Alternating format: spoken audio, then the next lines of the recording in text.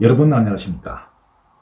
우리나라 정치사에서 한동훈 전 국민의힘 대표만큼 급성장한 정치인도 드물 겁니다.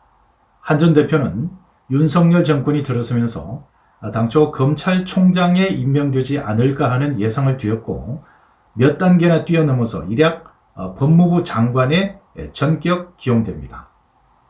이는 당시만 해도 윤석열 대통령이 최측근으로서 한동훈을 얼마나 총애했는지를 알 수 있는 증거라고 볼 수 있겠죠.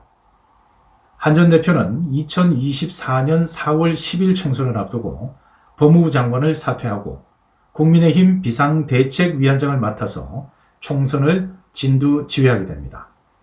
결과적으로 총선에 참패하는 바람에 빛이 바래게 됐지만은 여전히 위드훈이라는 팬클럽을 중심으로 지지세를 유지하고 있습니다.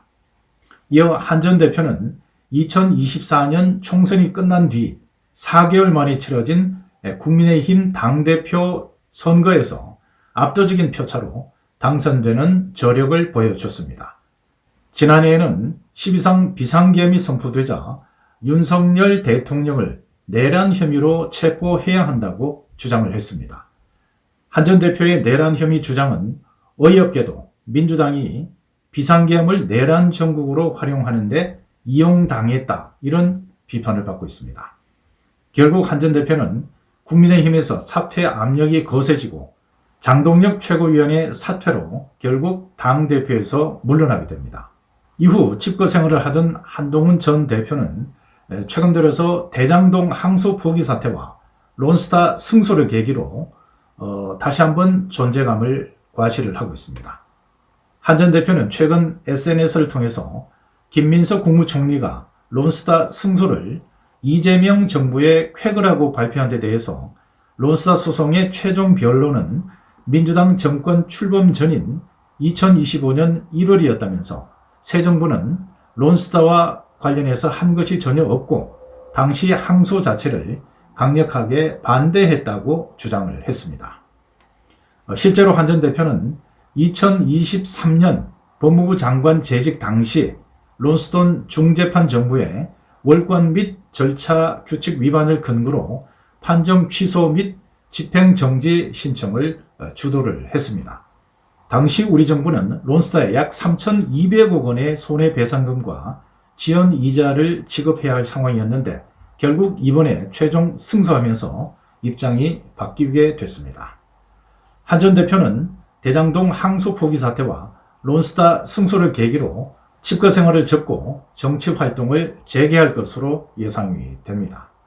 내년 지방선거에서 지자체 단체장이나 국회의원 재보궐선거를 통해서 정치권에 진입할 수 있다는 전망이 나오고 있습니다.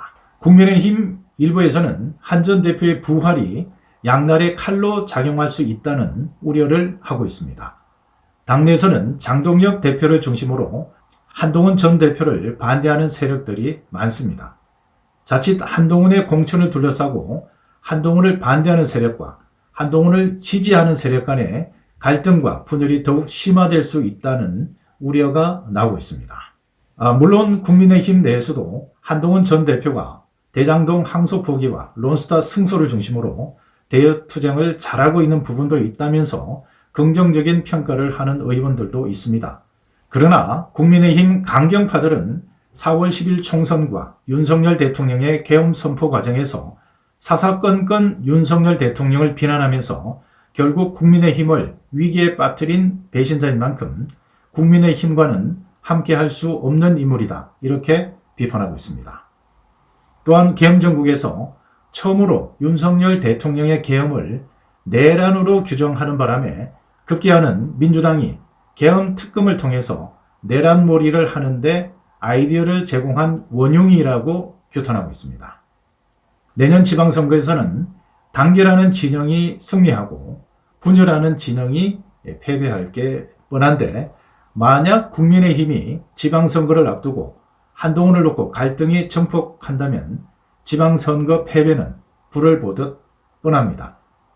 론스타 승소 국면에서 당초 한동훈 전 대표의 공로를 인정하지 않던 민주당이 한동훈 칭찬 모드로 돌아선 것도 내년 지방선거를 앞두고 국민의힘 분열 전략과 무관하지 않다는 반응이 나오고 있습니다. 김민석 국무총리와 정성호 법무부 장관이 잇따라 론스타 소송 결단을 잘 하셨다면서 한 전 대표 칭찬에 나섰습니다. 김민석 총리는 페이스북을 통해서 한 전 대표를 만나면 취소 신청을 잘하셨다고 말씀드릴 것이라고 칭찬을 했고, 정성호 법무부 장관도 론스타 승소와 관련해서 한 전 장관이 가능성을 믿고 취소 신청한 것은 잘하신 일이고 소신 있는 결정이었다고 치켜 세웠습니다. 한 전 대표는 그동안 당내 비판 여론을 의식해서 내년 지방선거나 국회의원 재보궐선거 출마에 선을 그어왔지만, 최근에는 언론을 통해서 상황에 따라 내년 지방선거나 국회의원 재보궐선거에 출마할 수도 있다, 이런 발언을 하고 있습니다. 만약 한 전 대표가 내년에 출마를 한다면 향후 정치적인 입지를 굳히기 위해 지방선거보다는 국회의원 재보궐선거에 출마하지 않을까 하는 전망이 조심스럽게 나오고 있습니다.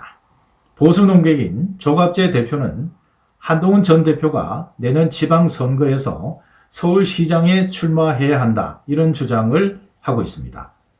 과연 한동훈 전 대표가 내년 선거 국면에서 어떤 선택을 할지는 좀 더 지켜봐야 할 것 같습니다.